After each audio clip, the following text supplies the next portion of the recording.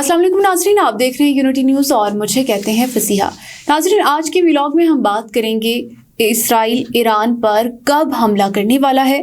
बुशरा बेगम की रिहाई क्या कोई डील का नतीजा है? चीफ जस्टिस काजी फाइज ईसा का दौर भी इख्तिताम पजीर हो गया। रूस ब्रिक्स कॉन्फ्रेंस से मगरिब क्यों परेशान है, इस पर बात करने के लिए मेरे साथ स्टूडियो में हरमीत सिंह मौजूद हैं। हरमीत, सबसे पहले हम लोग बात कर लेते हैं इसराइल ईरान पर कब हमला। देखिए जी, 24 दिन हो गए हैं फसीहा, और मैं समझता हूँ कि एक तरफ तो पूरी तैयारी हो चुकी थी। अमेरिका इस पर खुश नहीं है।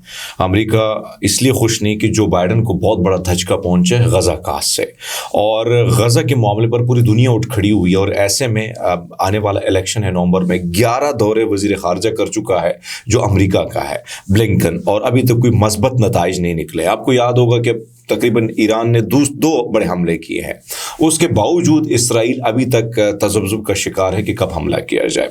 परसों हमला करने की कोशिश की गई थी, लेकिन वो पहले से ही चीज़ें लीक हो गई, और वो मेरे पास जो खबर है वो अमेरिका ने लीक की, क्योंकि अमेरिका नहीं चाहता कि इसराइल जो है वो ईरान के ऑयल या दीगर हसास तनसीबात पर हमला करे, तो इसलिए उस खबरों को लीक कर दिया गया था। अमेरिका चाह रहा है कि अभी धमाके या जंग जो है मामला ना शुरू हो, क्योंकि 5 नवंबर में मेरे ख्याल इलेक्शन होने वाले हैं। तो इस सारी सूरत हाल में जो बाइडन को बहुत बड़ा खतरा है, और इसमें भी कोई शक नहीं है कि अभी जो मेरे पास खबर आई है, खबर के मुताबिक जो आज की रात है बड़ी इंपॉर्टेंट है, और ईरान के जो सुप्रीम लीडर है खामनाई, यानी उन्होंने क्या किया, फौज को हुक्म दिया है कि इसराइल हमले का जवाब देने के लिए मुतअद्दिद उन्होंने फौजी मंसूबे कहा है कि तैयार कर लो। अगर इसराइल ईरान को कोई खास नुकसान पहुंचाते तो ज़ेर गौर जवाब में 1000 बैलिस्टिक मिसाइलों का बैराज शामिल है। और आपको पता है कि अब उनके बैलिस्टिक मिसाइल सबसे पावरफुल है, ईरान के सबसे पावरफुल। और ये खबर न्यूयॉर्क टाइम ने छापी है कि अगर इसराइल हमला करता है तो उसका जवाब बड़ा सख्त होगा। अच्छा, बुशरा बीबी की रिहाई हो गई है और खबरें ये भी आ रही हैं कि क्या कोई डील का नतीजा है? फसीहा, मैं समझता हूँ कि कुछ सहाफ़ी और नाम नहाद सहाफ़ी और फिर कुछ जो दीगर के जो मामलात हैं, यानी इस्टेब्लिशमेंट या प्लस नून लीग वगैरह पीपल्स पार्टी के बयानी को लेकर चलते हैं, तो इस चीज़ के बयानिया बिल्ड किया जा रहा है। अब मुझे एक बात बताएं, 264 दिन एक खातून ने गुजारे, उसके हस्बैंड पर कातिलाना हमला हुआ, उस पर तशद्दुद किया गया, दांत में उसका शदीद दर्द था जिसकी वजह से जो बस होती है वो पूरे दिमाग कानों तक पहुंच गई है। इतनी शदीद तकलीफ सहने के बावजूद ना ये खातून जो है अस्पताल का चक्कर लगाई है, ना इसने खातून कार्ड प्ले किया है। आप मरियम नवाज का क्या था, हमें याद नहीं कि क्या क्या ड्रामे होते थे। मैं रिपोर्टर था उस वक्त, मुझे याद है हर हफ्ते में ये लोग बीमार होते थे, हर दूसरे दिन इनकी तस्वीर फिल्म्स में होती थी। आप मुझे बताएं, ना इसके खामन ने, इमरान खान ने, ना बुशरा बेगम ने कभी आपने देखा कि फिल्म्स पहुंचे और इनकी तस्वीर बेड पे लेटे और ऑपरेशन के आईसीयू में इनको वो लगाए गए हों कि भाई से हालत ख़राब है। साल से ज़्यादा इमरान खान लड़ रहा है, उसके साथ जो कुछ हो रहा है वो सबको पता है। बुशरा बेगम को जिस तरीके से टॉर्चर किया गया ना, और कहा गया था कि अब बयानिया जो है फैज़ हमीद गिरफ्तार हुआ है तो बुशरा बेगम मैदान में आ जाएगी, वो बयान दे देगी, इमरान खान बुरी तरह फंस गए, इस किस्म की ड्रामेबाजियाँ की गई। लेकिन एक खातून के पीरियड्स तक आपने डिस्कस की। अनफॉर्चुनेटली ऐसा नहीं होना चाहिए था। पूरी दुनिया में जग हंसाई हुई पाकिस्तान की, आपने खातून के साथ क्या किया। और उसका जो एक बेगैरत किस्म का जो हस्बैंड था, खामन तो मैं नहीं कहूँगा, ना इंसान, एक दरिंदा था जो ब्लैकमेल हो रहा था, और जिस किस्म से उसने वो केस लड़ा और उसे केस लड़वाया गया सबको पता है। तो बुशरा बेगम अगर डील करके निकलती तो मेरे ख्याल में उन दिनों में निकलती जब सख्तियाँ उरूज पर थी, उन दिनों में निकलती जब उनके खामन को गोली लगी थी, उन दिनों में करती डील के फैज़ हमीद के हवाले से कहा जाता है कि उन दोनों के दरमियान बहुत सारे राब्ते थे, तो उस दिनों में कर लेती।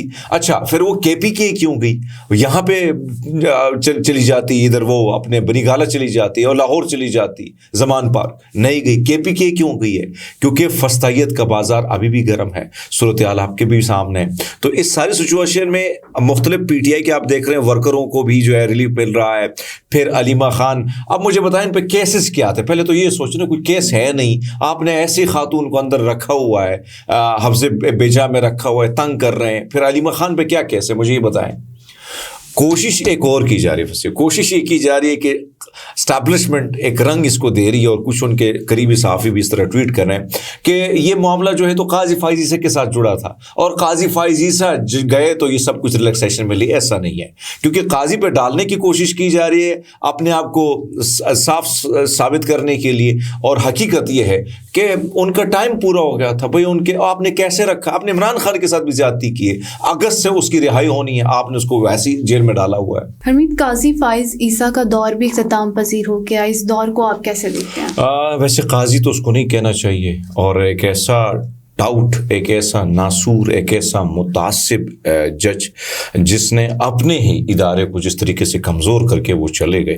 اور اس پورے ٹینیور میں اگر آپ دیکھیں ایک فسطائیت کا بازار گرم تھا, خواتین کو ٹارچر کیا جاتا, لوگوں کو اٹھایا گیا. سب سے زیادہ جو ہے آپ نے یہ دیکھا کہ کس طریقے سے الیکشن, پاکستان کی تاریخ کے دھاندلی زدہ قسم کے الیکشن جس طریقے سے اس میں دھاندلے ہوئے سب کے سامنے.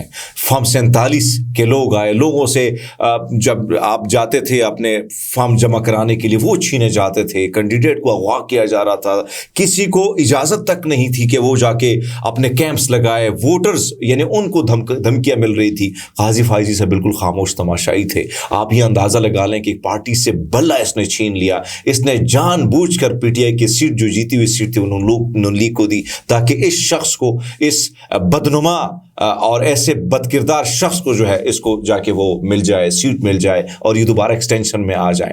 یہ ایک ایسا شخص جس کو جس طریقے سے افتخار چودھری نے لگایا تھا, اور میں سمجھتا ہوں ایک سیاہ دور تھا, ایک کالا اور تاریک دور تھا. اور میرے خیال میں تاریخ میں یہ تاریک دور ہمیشہ کے لیے زندہ اس لیے ہوگا کہ اس جیسا متعصب جج جو ہے وہ جب بھی تاریخ میں آیا تو اس نے ظلم بربریت کو فروغ دیا. یعنی یہ میں سمجھتا ہوں کہ اس شخص نے صرف اپنی ذات کو فائدہ پہنچانے کے لیے جس طریقے سے لیٹا رہا, اور میں اپنے آپ کو بھی قصوروار سمجھتا ہوں کہ جب مجھے آفر کی گئی اس کے خلاف اسکرپٹ لکھنے, جب یہ جسٹس تھے تو میں نے انکار کر دیا تھا. مجھے منہ بولی رقم دی جا رہی تھی, کہا گیا تھا کہ آپ اس کے خلاف بولیں. میں نہیں بول رہا تھا, میں سمجھتا تھا کہ بہت پہنچے ہوئے زبردست قسم کے جج ہے, کیونکہ اس کے کورٹ نمبر 1 میں نمبر 2 میں بیٹھتا تھا, اس کو سنتا تھا. لیکن جب سے یہ چیف جسٹس بنے اس شخص نے, آج دیکھیں نا, ہر فرعون ہر یزید کا جو ٹائم وہ ختم ہو جاتا ہے. آج باجوہ جس کرسی میں جس انداز سے بیٹھے ہوا کرتے تھے, چیف جسٹس یہ کس طریقے سے, اچھا جب آپ اس کرسی پہ بیٹھتے ہیں نا, آپ سمجھتے ہیں کہ بھائی میں اپن تو بھگوان بن گیا. ایسا نہیں ہوتا ہے, دور ختم ہونا ہے, وقت کا جانا ضروری ہے. سورج کو اگر عروج ہے تو پھر غروب بھی یہ ہوتا ہے. تو یہ وقت آپ جو ہے نا, یہ آپ پہ ڈیپینڈ کرتا ہے کہ آپ اپنے آپ کو سنہرے حروف میں اپنا نام, اپنے دور کو یاد کرنا چاہتے ہیں یا قاضی فائز عیسیٰ جیسے. تو میں سمجھتا ہوں کہ ایک سیاہ تاریک دور تھا اور جو گزر گیا, اور آج یوم نجات منایا جا رہا ہے. تو اللہ کرے کہ ایسے جو آتے ہیں اس طرح کالا منہ لے کے جاتے جب اس قسم کی فسطائیت کو سپورٹ کرتے ہیں. اچھا, روس بریک کانفرنس سے مغرب کیوں پریشان؟ دیکھیے, مغرب کو پریشانی لازم ہے, کیونکہ ایک طرف تو مغرب چاہتا ہے کہ طاقت اس کی ہمیشہ برقرار رہے.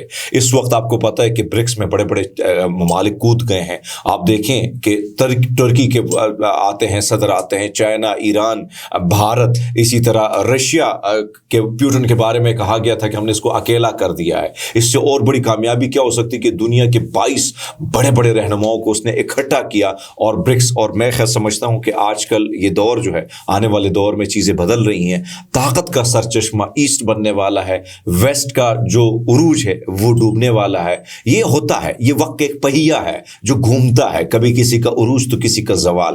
تو یہ سچویشن اس لیے زیادہ مغرب میں آپ کو مغربی میڈیا چیختا چلاتا دکھائی دے رہا ہے کیونکہ وہ روس اور چائنا کو ختم کرنا چاہ رہے تھے, اور اب وہ چیزیں کھل کے سامنے آ رہی, کوئی ڈفرینٹ طریقے سے آ رہی ہے.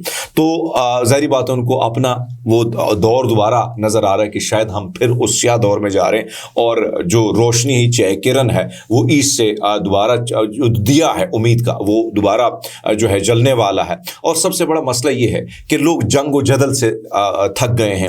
امریکہ کی پالیسی رہی کہ بارود کو پھیلاؤ, لڑائیاں پھیلاؤ اور اس سے پیسہ کماؤ, اور چائنا اور رشیا کے اصول تھوڑے ڈفرینٹ ہیں. وہ کہتے ہیں بزنس بڑھاؤ, تعلقات بڑھاؤ, ایک ملک جو ہے وہ طاقت کا سر چشمہ نہ ہو, ہر ملک جو ہے وہ طاقتور بن جائے.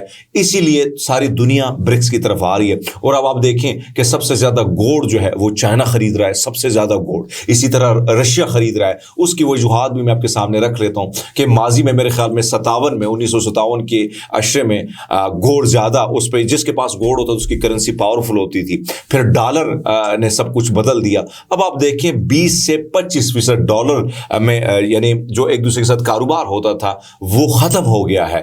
بھارت اپنی کرنسی میں کاروبار کرنا چاہتا ہے, چائنا اور رشیا اپنے کرنسی میں کاروبار کرنا چاہتا ہے. تو میرے خیال میں ڈالر کو کمزور کرنے کے لیے, گوڑ کو آگے بڑھانے کے لیے, اور پھر وہ جو میں جس طرح ہم دیکھتے ہیں نا کہ پڑلا, تو ایشیا کا پڑلا ایسا لگ رہا ہے بھاری ہونا ہے, اس لیے مغرب میں یہ چیختے چلاتے ہمیں لوگ اس وقت نظر آتے ہیں. بہت شکریہ حمید. مزید ہماری ویڈیوز کو دیکھنے کے لیے ہمارے چینل کو سبسکرائب کیجیے. اپنا بہت سارا خیال رکھیے گا. مجھے دیجیے گا اجازت. اللہ حافظ.